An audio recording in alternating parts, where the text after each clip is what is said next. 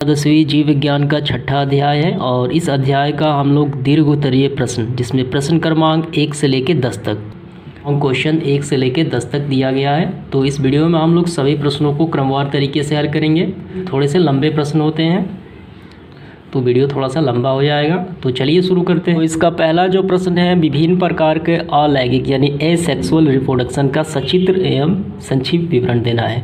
तो आपको क्या समझ में आया कि जितने भी अलैंगिक जनन होते हैं, जैसे में कि विखंडन होता है, पुनर्जनन होता है, ठीक है, बीजाणु जनन होता है, मुकुलन होता है, तो उन सब के बारे में वर्णन करना है। जितने भी अलैंगिक जनन होते हैं चित्र के साथ करना है और काफ़ी ब्रीफली, काफ़ी संक्षेप में देना है, क्योंकि जितने भी अलैंगिक जनन होते हैं उन सब के बारे में हमें संक्षिप्त विवरण करना पड़ेगा।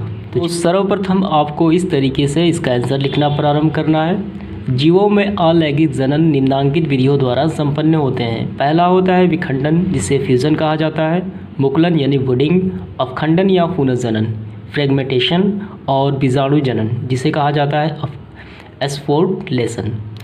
इस प्रकार अलैंगिक जनन की 4 विधियां होती हैं और इन सब के बारे में हमें संक्षिप्त विवरण देना होगा पिक्चर के साथ। तो आइए सबसे पहले हम विखंडन के बारे में लिखते हैं। विखंडन यानी फ्यूज़न। विखंडन के द्वारा मुख्य रूप से एक कोशिकीय जीवाणु, जैसे में कि एक कोशिकीय जीव में कौन से आ जाते हैं, बैक्टीरिया, जीवाणु, अमीबा, पारामेसियम तथा एक कोशिकीय शैवाल, यूग्लिना आदि इस विधि द्वारा जनन करते हैं। सामान्यतः विखंडन की क्रिया 2 प्रकार से संपन्न होती है। एक होता है द्विखंडन और दूसरा होता है बहुखंडन। द्विखंडन क्या है, आइए इसके बारे में लिखते हैं। द्विखंडन, इसमें एक व्यष्टि खंडित होकर, यानी एक जो जनक होता है वो खंडित होकर, एक जीव होता है वो खंडित होकर 2 का निर्माण करते हैं, जो द्विखंडन विभाजन कहलाता है। और इसमें एक कोशिकीय जीव जैसे जीवाणु, पारामेसियम, अमीबा आदि में यह सामान्य विधि है द्विखंडन। इसमें कोशिका या संपूर्ण शरीर के 2 बराबर भागों में विभाजित हो जाते हैं तथा केंद्रक खंड भी विभाजित हो जाते हैं। तो यहाँ पे कौन से जीव भाग लेते हैं, तो एक कोशिकीय जीव, जीवाणु और पारामेसियम और अमीबा भाग लेते हैं। तो हम यहाँ द्विखंडन और बहुखंडन दोनों में अमीबा को ही यहाँ पे लेंगे और बुक में दिया गया है अमीबा को ही। अमीबा में द्विखंडन, ये अमीबा है और इसका कैसे कैसे विभाजन होता है स्टेप बाय स्टेप।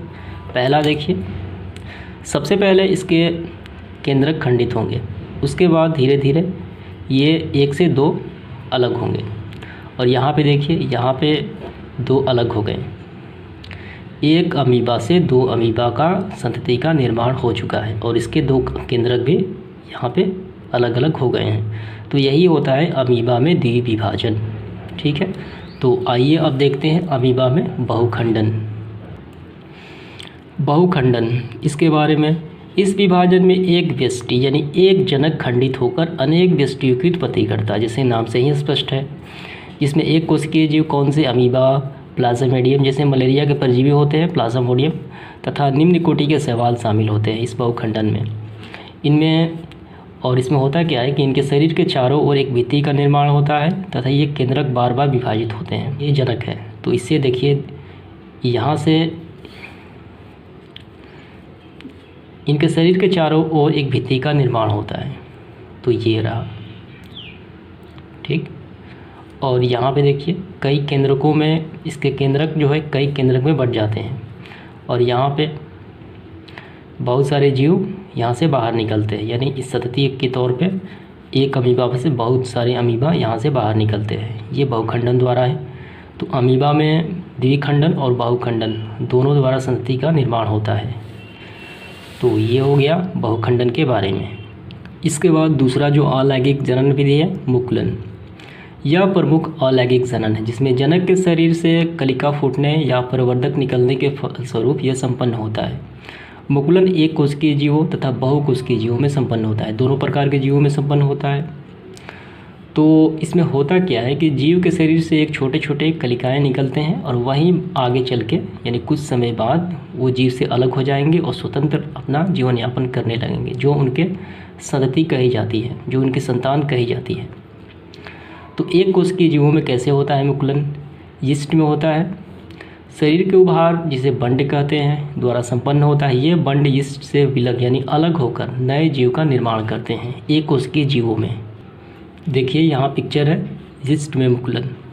तो सबसे पहले ये ईस्ट है और यहाँ पे इनके शरीर में छोटा सा ये उभार उठेगा और ये उभार धीरे धीरे बड़ा हो जाएगा और ये आगे चल के ये इससे अलग हो जाएगा, ये इससे अलग हो गया और ये सबसे पहले ये था और यहाँ से एक स्वतंत्र जीव का निर्माण हो गया। तो ईस्ट में मुकुलन इसी प्रकार होता है। आइए अब इसके बाद बहुकोशिकीय जीवों में मुकुलन कैसे होता है ये देखते हैं। बहुकोशिकीय जीवों में मुकुलन। कुछ बहुकोशिकीय जीव जैसे हाइड्रा, स्पंज आदि में जनन मुकुलन द्वारा संपन्न होता है यानी होता है। इसमें हाइड्रा समुद्र में पाए जाने वाला एक जीव होता है, जलीय जीव कहलाता है, जिसमें हाइड्रा के शरीर से सर्वप्रथम एक छोटा सा उभार निकलता है जिसे मुकुल कहते हैं। यह उभार वृद्धि करता हुआ हाइड्रा से शरीर से विलग यानी अलग हो जाता है और स्वतंत्र जीव बन जाता है। तो यहाँ आप देख सकते हैं ये रहा। सबसे पहले ये हाइड्रा है, ठीक है, ये एक जनक है। तो यहाँ से देखिए सबसे पहले यहाँ पे इसके शरीर से छोटा सा उभार निकला और कुछ समय पश्चात ये थोड़ा सा वृद्धि कर गया और कुछ समय पश्चात इससे थोड़ा सा और वृद्धि कर गया और इसके बाद ये इससे अलग हो गया। तो ये इससे अलग हो जाएगा, इसका मतलब ये एक स्वतंत्र जीव का निर्माण हो गया।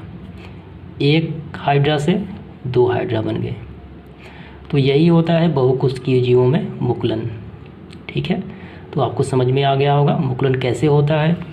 जीवों के शरीर में एक छोटा सा उभार होता है और यही उभार कुछ दिन बाद कुछ आगे चल के अपने जीव से अलग हो जाएगा और नए संतति का निर्माण होगा। एकल कोशिकीय और बहुकोशिकीय दोनों जीवों में मुकुलन संपन्न होता है। तो इसके बाद इसका तीसरा जो अलैंगिक विधि कही जाती है अपखंडन या पुनर्जनन। तो यहाँ देखिए इसके बारे में लिखना होगा आपको। इस प्रकार के जनन में जीवों के शरीर किसी कारण कृत्रिम या आर्टिफिशियल, ठीक है, कृत्रिम या प्राकृतिक तरीके से दो या अधिक टुकड़ों में खंडित हो जाता है यानी कट जाता है, बढ़ जाता है तथा प्रत्येक खंड अपने खोए हुए भाग का विकास कर पूर्ण विकसित नए जीव परिवर्तित हो जाते हैं तथा सामान्य जीवन यापन करते हैं। पुनर्जनन की विधि हाइड्रा, प्लेनेरिया नामक जीवों में संपन्न होती है। तो ये सब क्या समझ में आया आपको, आइए बुक में देख लेते हैं। तो यहाँ देखिए प्लेनेरिया नामक एक जीव है, उसमें पुनर्जनन कैसे संपन्न होता है।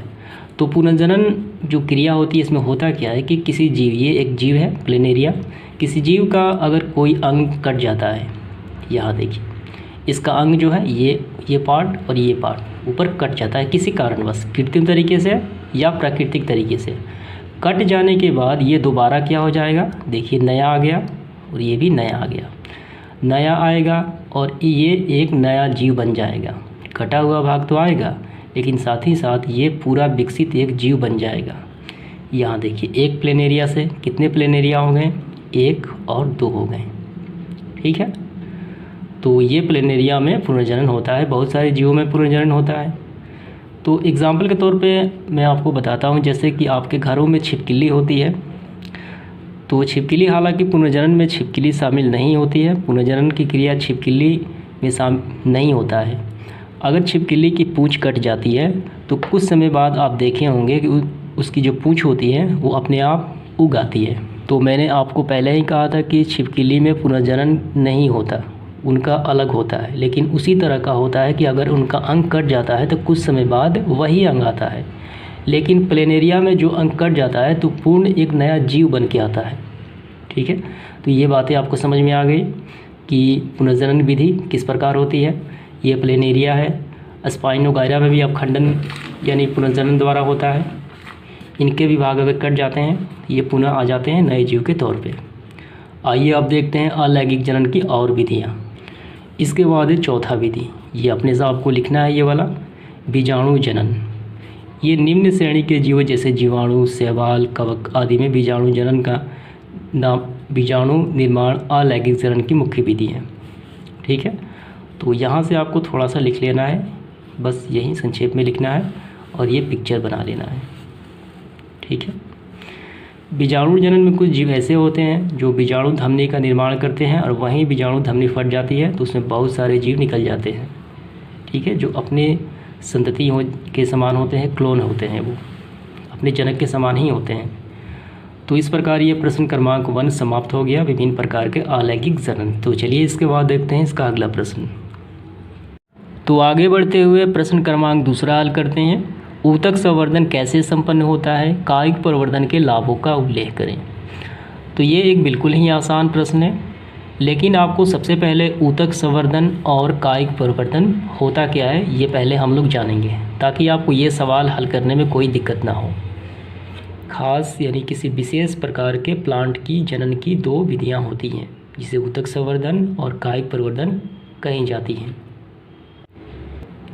तो आइए सबसे पहले हम व्यवहारिक तौर पे थोड़ा समझ लेते हैं कि कायिक प्रवर्धन और ऊतक संवर्धन किसे कहा जाता है, और उसके बाद हम प्रश्न ये इसका हल करेंगे। तो यहाँ है कायिक प्रवर्धन। ये केले का पौधा है। अगर हम केले का नया पेड़ लगाना चाहें तो केले का बीज नहीं होता है, तो केले के भाग से ही कोई छोटा सा प्लांट उखाड़ के दूसरी जगह लगा देंगे तो वो लग जाता है।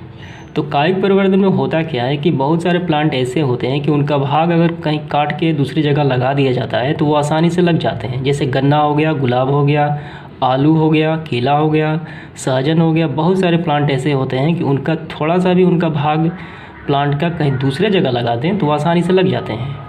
तो ऐसे प्रकार के जो प्लांट होते हैं वे कायिक प्रवर्धन में भाग लेते हैं, यानी उनमें कायिक प्रवर्धन द्वारा जनन होता है, रिप्रोडक्शन होता है। तो यहाँ इस सवाल में क्या कहा गया है कि कायिक प्रवर्धन का लाभों का उल्लेख करें। तो आप बताइए कि एक प्लांट को जब हम लगाते हैं, कोई भी नॉर्मल पौधा, सबसे पहले हम बीज लगाते हैं तो पहले अंकुरित होगा, थोड़ा सा बड़ा होगा, तो काफ़ी समय लग जाता है। कायिक प्रवर्धन में होता क्या है कि इसमें समय की बचत होती है। कोई भी प्लांट हुआ, इतना बड़ा प्लांट हुआ, उसको काट दिए और दूसरी जगह लगा दिए तो आसानी से ये बड़ा हो गया। इसमें खाद की भी ज़रूरत नहीं पड़ी। काफ़ी कम समय में एक बड़ा पेड़ तैयार हो जाता है और अधिक संख्या में। तो यही सारी बातें लाभों के बारे में लिखना है कायिक प्रवर्धन के। आइए इसके बाद ऊतक संवर्धन किसे कहा जाता है ये समझ लेते हैं। तो ऊतक संवर्धन में होता क्या है कि ये कायिक प्रवर्धन का ही एक विकसित रूप होता है। इसके जो टिश्यू होते हैं, ये वाले पार्ट, ठीक है, इसको अलग लैब में रख लिया जाता है, ठीक है।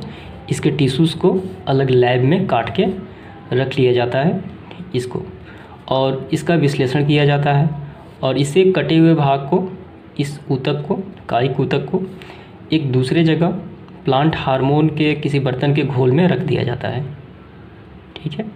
और यहाँ से प्लांट हार्मोन बहुत सारे होते हैं, और यहाँ से ये छोटे छोटे बहुत सारे प्लांट जमने लगते हैं, और यहाँ से इसको दूसरे गमले में या मिट्टी में इसको प्रत्यारोपण कर दिया जाता है, ठीक है। ये डायरेक्ट नहीं लगाया जाता है। इसको सबसे पहले एक जगह प्रयोगशाला में रखा जाता है, उसका विश्लेषण किया जाता है कि कौन अच्छा है, और तब जाकर इसे प्लांट हार्मोन के बर्तन में रखा जाता है। कुछ दिनों के बाद इसको जब ये उग आते हैं तो वहाँ से मिट्टी में लगा दिया जाता है। ये ऊतक संवर्धन में होता है, ऊतक द्वारा होता है। तो आइए इस प्रश्न का आंसर लिखना प्रारंभ करते हैं। ऊतक संवर्धन कैसे संपन्न होता है, पहले हम ये लिखेंगे। कायिक प्रवर्धन में स्वस्थ वांछित पौधे से एक ऊतक का छोटा सा टुकड़ा काटकर ले लिया जाता है तथा बर्तन में पोषक पदार्थ के घोल में रखा जाता है। यह उपयुक्त तापमान, आर्द्रता के यह असंगठित पिंड बन जाते हैं, जिसे केलस कहा जाता है।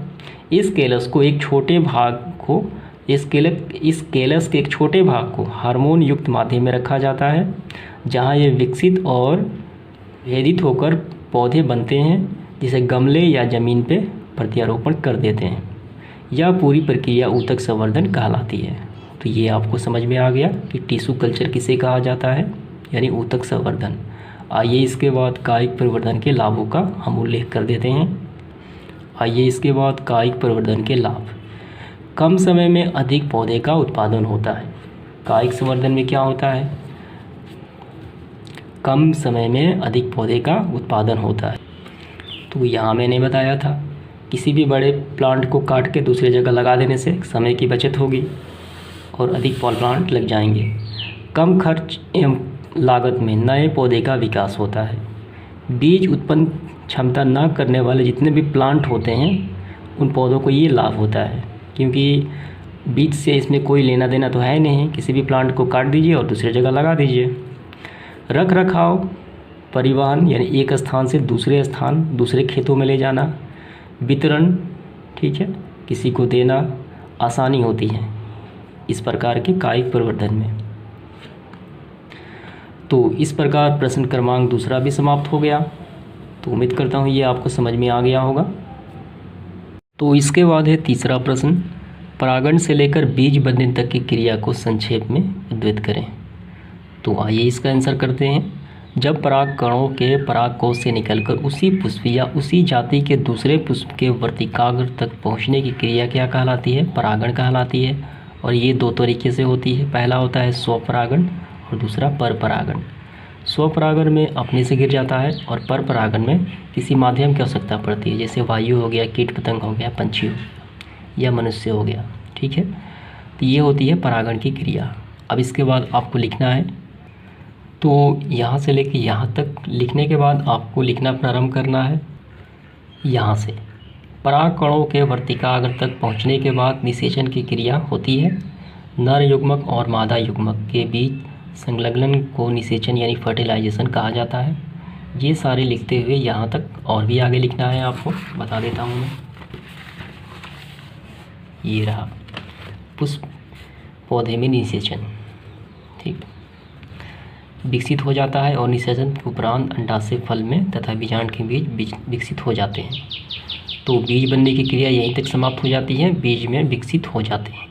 ठीक है, बस यहीं तक लिखना है और या आप थोड़े से और भी बढ़ा सकते हैं यहाँ तक। इस प्रकार ये प्रश्न क्रमांक तीसरा आसानी से समाप्त हो जाता है। इसके बाद है 4 नंबर प्रश्न, पादप में यानी प्लांट में लैंगिक एवं अलैंगिक सेक्सुअल एंड एसेक्सुअल रिप्रोडक्शन के विभेदों का विवरण दें। हमें अंतर को यहाँ पे बताना है। काफ़ी आसान सवाल है। प्लांट में लैंगिक और अलैंगिक जनन क्या होते हैं? तो सबसे पहले आपको यहाँ से लिखना प्रारंभ करना है। पादप में जनन 2 प्रकार से होता है। पहला होता है अलैंगिक और दूसरा होता है लैंगिक जनन। अलैंगिक जनन की कुछ विधियाँ जैसे खंडन हो गया, मुकुलन हो गया, बीजाणु निर्माण हो गया और कायिक प्रवर्धन हो गया। लैंगिक जनन में नर एवं मादा युग्मों की युग्मन होता है। ठीक है, मेल और फीमेल होते हैं। अब इसके बाद हम यहाँ लिखेंगे मेन पॉइंट, यानी विभेद का वर्णन करना है। यहाँ देखिए, विभेद मतलब अंतर, विभेद लैंगिक और यहाँ पे अलैंगिक। यहाँ देखिए, लैंगिक जनन नर एवं मादा युग्मक में होता है, जिसमें प्लांट बीज एवं बीजाणु द्वारा उपयोग होता है लैंगिक में। अलैंगिक में यही देख लेते हैं। अलैंगिक जनन में पौधे बिना बीज के ही नए पौधे में उत्पन्न कर हो जाते हैं, क्योंकि बीज की आवश्यकता नहीं पड़ती है। और देखिए यहाँ पे लैंगिक में नर अंग पुंकेसर और स्त्री केसर मादा जनन अंग शामिल होते हैं।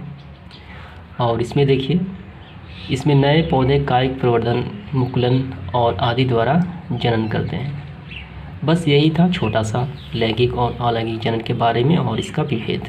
इससे ज़्यादा आपको नहीं लिखने हैं। आइए इसके बाद देखते हैं प्रश्न क्रमांक 5वां। 5 नंबर प्रश्न यहाँ देखिए, पुष्प की अनुदैर्ध्य काट का एक स्वच्छ नामांकित चित्र बनाएं। सिर्फ चित्र ही बनाना है अनुदैर्ध्य काट का। तो ये रहा पुष्प का अनुदैर्ध्य काट का पिक्चर, यही आपको बनाना है। ये फीमेल पार्ट होता है, वर्तिकाग्र और वर्तिका। ठीक है, जो ओवरी से नीचे जुड़ी हुई होती है। यहाँ पे बीज का निर्माण होता है। ये पुंकेसर होता है, मेल पार्ट होता है, परागकोश जिसमें परागकण होते हैं। ठीक है, और ये स्त्री केसर, ये सारे, ये बीजांड यानी यहाँ पे बीज बनता है, बीज का निर्माण होता है प्लांट के सूखने के बाद, यानी पुष्प के यही बीज बनता है। तो यही पिक्चर आपको सारे बना लेने हैं, जैसे जैसे लिखा गया है वैसे।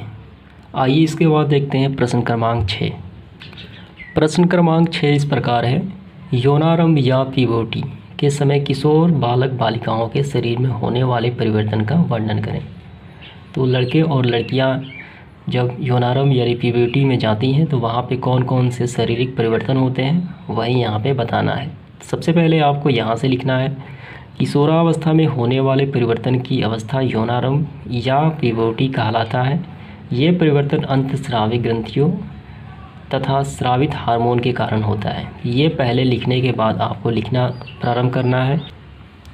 यहाँ से किशोरावस्था में होने वाले कुछ परिवर्तन यहाँ से प्रारंभ करते हुए और आपको लिखना है यहाँ तक। ठीक है, ये आपको नहीं लिखना है, ये पहले ही में आपको नोट्स के तौर पे पहले हम लोग लिख चुके हैं। यहाँ तक ही लिखना है। कहाँ से? यहाँ से लेके यहाँ तक। जिनमें कौन कौन से परिवर्तन शामिल होते हैं, दाढ़ी मूंछ का आना, अन्य प्रकार की शारीरिक कुछ परिवर्तन होती हैं, वो सारे इसमें शामिल हो जाते हैं। आइए इसके बाद देखते हैं प्रश्न क्रमांक 7वां। प्रश्न क्रमांक 7वां इस प्रकार है, पुरुष के आंतरिक जनन अंगों, इंटरनल जो रिप्रोडक्शन बॉडी पार्ट होते हैं, ऑर्गन्स होते हैं, उनका वर्णन करना है। यहाँ देखिए, पुरुष जननांग अर्थात आंतरिक जनन अंगों में टेस्टिस यानी वृषण के साथ अन्य समृद्ध जो सहयोगी अन्य होते हैं वो शामिल हैं, जो निम्नलिखित है। पहला होता है वृषण एवं अधिवृषण, शुक्र उपवाहिकाएँ, शुक्रवाहिनी, शुक्राशय, मूत्रमार्ग, सीसन एवं कुछ अन्य सहायक ग्रंथियाँ शामिल हैं। ये सारे आपको लिखने हैं और इसके बाद आपको सबके बारे में जो जो हमने लिखा है विषय सूची में सबके बारे में लिखना होगा। टेस्टिस के बारे में लिखना होगा, तो ये अपने से भी आप लिख सकते हैं। अधिवृषण है, इसमें जो पॉइंट मेन होता है, ठीक है। आप चाहें तो एक पिक्चर भी बना सकते हैं, यही पिक्चर, और यहाँ पे और भी है, इन सब के बारे में आपको लिखना है। शुक्ल नली, मूत्रमार्ग, पुनर्स ग्रंथि, काउर ग्रंथि, सीसन, ये सारे आपको लिखना पड़ेगा।